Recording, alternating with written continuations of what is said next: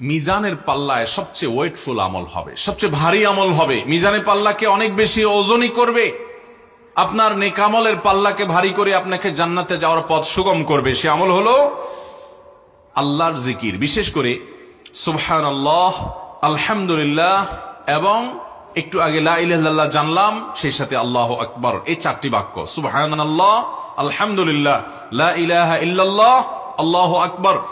যত জিকির এবং দোয়া আছে আপনারা দেখবেন যে ঘুরে ফিরে এই চারটি বাক্যের ব্যবহার সবচেয়ে বেশি করতে বলা হয়েছে। এই জন্য নবী করিম সাল্লাল্লাহু আলাইহি ওয়াসাল্লাম সহিহ মুসলিম বর্ণিত হাদিসে বলেছেন, আলহামদুলিল্লাহি তামলাউল মিজান। যদি কেউ আলহামদুলিল্লাহ বলে তো এটা মিজানের পাল্লাকে পরিপূর্ণ করে দিবে। আর যদি কেউ সুবহানাল্লাহি ওয়াল হামদুলিল্লাহ বলে তাহলে সেক্ষেত্রে আল্লাহ রাব্বুল আলামিন তাতে এই পরিমাণ সওয়াব দিবেন যে নবমণ্ডল এবং ভূমণ্ডল এর মধ্যকার জায়গাকে পরিপূর্ণ করে দিবেন। যদি একবার সে সুবহানাল্লাহি ওয়াল হামদুলিল্লাহি এইভাবে বলতে পারে, সেই কামনা বাক্যে এটার অর্থ বুঝে মোহাব্বতের সাথে আল্লাহ তাআলা যে মান এবং কোয়ালিটি চান সেই কোয়ালিটি নিশ্চিত করে, অতএব বেশি বেশি করে মোহাব্বতের সাথে ধীরস্থিরতার সাথে আমরা এই তাসবিহ তাহমিদ পেশ করব। আমরা অনেকে সুবহানাল্লাহ পড়ি কিন্তু সেটা খুব হুলস্থুল করে পড়ি, সুবহানাল্লাহ সুবহানাল্লাহ সুবহানাল্লাহ, যেটা আল্লাহ তাআলার শানে, আল্লাহ তাআলার শানে যায় না, বরং বেয়াদবি হয় কোনো কোনো ক্ষেত্রে, যে আল্লাহর শানে তার পবিত্রতা জ্ঞাপন করছেন, হুলস্থুল করে তাড়াহুড়া করে করলে সেটা কখনো মানসম্মত হবে না। ভাইরা আমার, এই সম্পর্কে যে হাদিস একটা ইতিমধ্যে আমরা জানলাম যে আলহামদুলিল্লাহ এটা মিজানকে পরিপূর্ণ করে কিয়ামতের ময়দানে করবে। আর সেই সাথে সুবহানাল্লাহি ওয়াল হামদুলিল্লাহ এটা বান্দার আমলের মধ্যে এই পরিমাণ সওয়াব যোগ করবে যে নমণ্ডল ভূমণ্ডলকে পরিপূর্ণ করবে। সেই সাথে বুখারীর একটা হাদিস আছে, আপনারা সবাই হাদিসটি কম বেশ হয়তো শুনেছেন, বুখারীর সর্বশেষ হাদিস।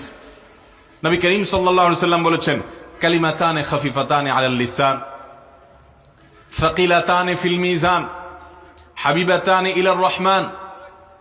দুটি বাক্য আছে যে বাক্যগুলো মুখে বলতে খুবই সহজ অথচ আল্লাহর কাছে খুবই প্রিয় আর মিজানের পাল্লায় অনেক বেশি ভারী হবে। সে বাক্যগুলো কি? সুবহানাল্লাহি ওয়া বিহামদি সুবহানাল্লাহিল আযীম, সুবহানাল্লাহি ওয়া বিহামদি সুবহানাল্লাহিল আযীম। মুহাব্বতের সাথে, আজমতের সাথে, আল্লাহর বড়ত্ব অন্তরে উপস্থিত করে বারবার করে আমরা এই বাক্য পাঠ করব, সুবহানাল্লাহি ওয়া বিহামদি সুবহানাল্লাহিল আযীম। অর্থাৎ আমি পবিত্রতা বর্ণনা করছি আল্লাহ রাব্বুল আলামিনের প্রশংসা সহকারে পবিত্রতা।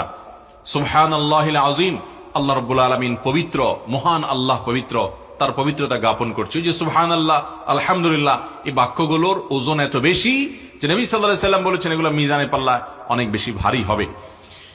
ঠিক একইভাবে আরো বহু হাদিস এই মর্মে পাওয়া যায়। আমার মনে হয় দলিল বা প্রমাণ হিসাবে এই দুটি যথেষ্ট। তাহলে আমরা দ্বিতীয় আমলও পেয়ে গেলাম, সেটা হলো বেশি বেশি সুবহানাল্লাহ, আলহামদুলিল্লাহ, লা ইলাহা ইল্লাল্লাহ এবং আল্লাহু আকবার, এই বাক্যগুলো বেশি বেশি পাঠ করলে মিজানের পাল্লাকে অনেক বেশি ওজনই করে।